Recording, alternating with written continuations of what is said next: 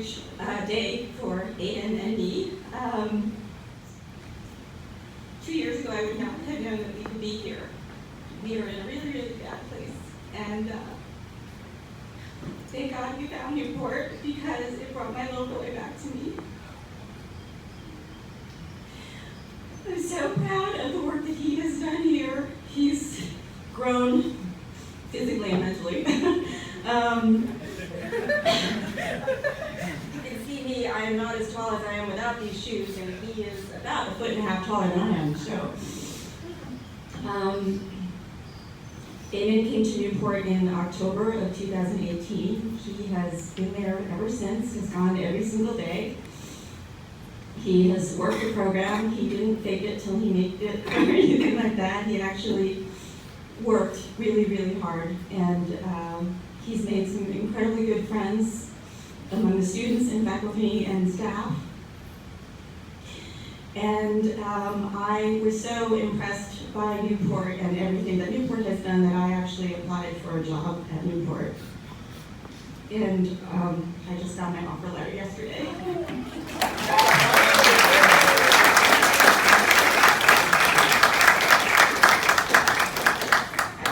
So anyway, I want to thank Newport Academy for saving my son and me. And I want to thank Aidan for working as hard as he did and trying as hard as he did. And he has made me so proud that I don't even have the words for it. So thank you all. Thanks.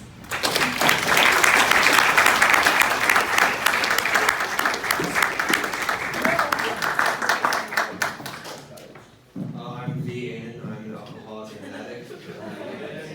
My sobriety date is October 8th, 2018. I'm a sponsor as well as a sponsor. My whole group is old enough. And I'm living fucking dreams. I'm sorry. Yeah, I know. I'm living the fun dream. I came to Newport, Darien about 8 months ago. I found the program at times to be somewhat helpful. The staff held me accountable when I was just rationalizing everything.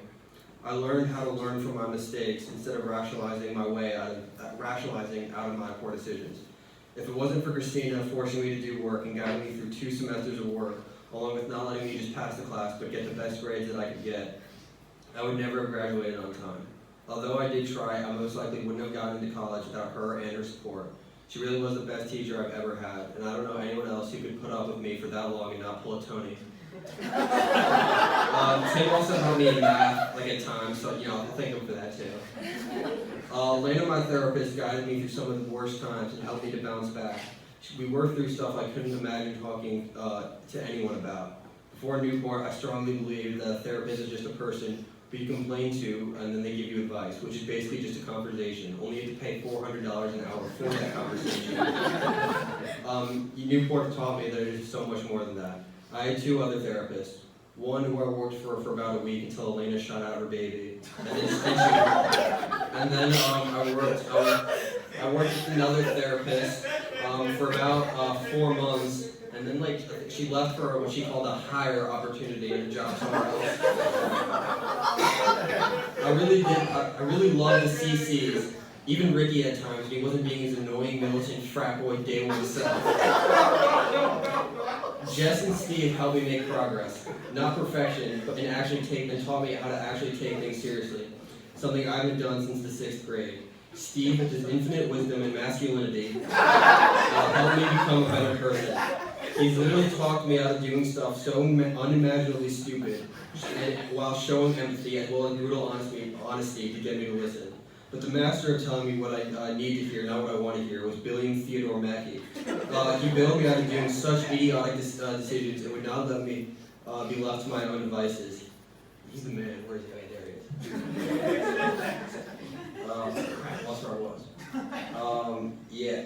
Steve, as well as Jess, I'd like to thank Steve the man. So is Steve. And Jess is also the man, because she is one of my biggest advocates.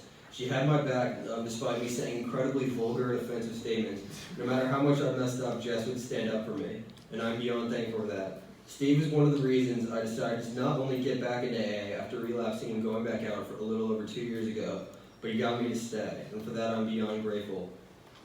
After he introduced me to my sponsor, James, I decided to work a 12-step program harder than I've ever worked anything. Even though that doesn't say much, I did put in a lot of effort, and I had to work, and that was really hard, but it was worth it.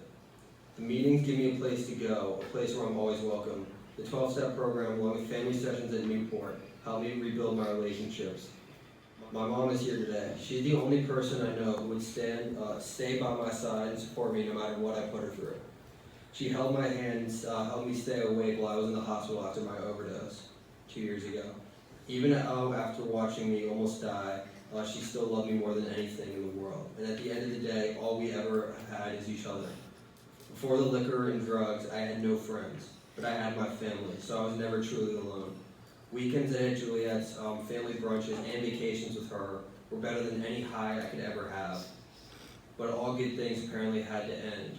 I spent the summer after 8th grade, freshman year, in complete suffering. She lost her life after fighting breast cancer for the past 25 years.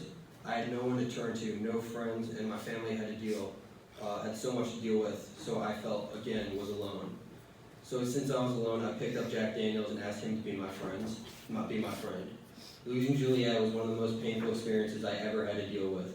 Despite after her dying, my cousin Will holding me close and saying no matter what, we will always have each other, I still did not use the experience to tighten my relationship with my family and work with them to deal with the pain, heartbreak, and emptiness I felt inside. I turned to drugs as well as looking at the bottom of a bottle to fill the emptiness inside of me. Although my mom understood why I drank and abused drugs, it still doesn't excuse the fact that it was breaking her heart the 4 years that I was using. When she and my aunt Steph looked at me while I was drinking till I was obliterated, all they could see was how I might end up like my cousin Joe, who lost his life to this disease. My family tried to get me to see that my using was destroying them. When they said I would die, I'd scream, "Tell me something I don't know." I was surrounded in my self-righteous mindset. I was living in my huge ego with no self-esteem. I hated myself, but that was all I thought about and all I cared about. Never once when I was using, did I do anything for anyone else. If anyone else did to my family what I do to them, I'd want to destroy them. But yet I kept drinking and getting high to feel normal. But while the normal kids would go to school and learn, I'd be sneaking off campus to get high and shotgun beers with my idiot friends who never really cared about me. I was dragged to Bethlehem against my will, and before that, I had no intention of ever quitting. Although at the time I hated my mom for that decision, it was the best decision she ever made because it saved me from being myself. After a quick relapse after getting discharged, I've been sober since October 8th. I have a sponsor who I've worked to complete all 12 steps, and I'm learning how to apply them in my daily life. I pray to a higher power in order to have the strength to carry out the message and not to be as selfish and actually be of service to others. I'm working to change and be the person Aunt Juliet would want me to be because the person who I was when I was still getting high would be someone she'd be ashamed of, and I don't want to be that person anymore. I want to be someone she could be proud of. I have made amazing friends in the rooms at AA. AA really got me sober while Newport introduced me to it. Friendships I could never have imagined I'd be lucky enough to have. But here at Darien, I've not only made amazing friendships, I found my other family. It's funny, when I first came here, Angelina and Sophie hated my guts. But now they're some of the best friends I've ever had. And Davin is my guy.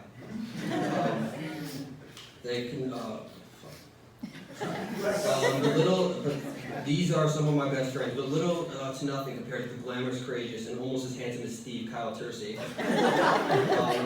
Kyle and I are already both old men who can do little to no physical activity and then pass out due to lack of oxygen.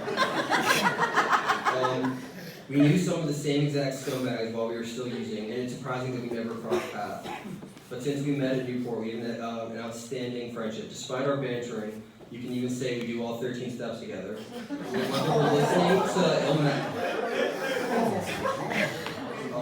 we banter about what's a better program, we banter about what the kid music is.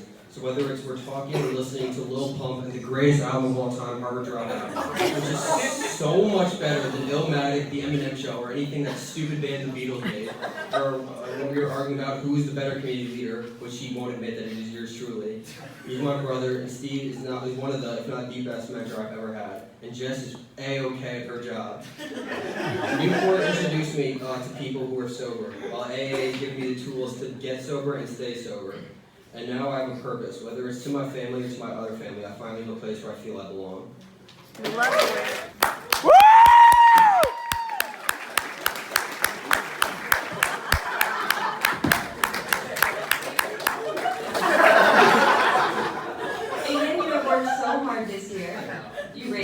grades, Yes, got into college, I know. successfully completed your senior You're internship. damn right I did. You did all of this while keeping us entertained on a daily basis. Of course. I think I can speak for all the staff and students when I say we're going to miss having you around. Who wouldn't? Congratulations.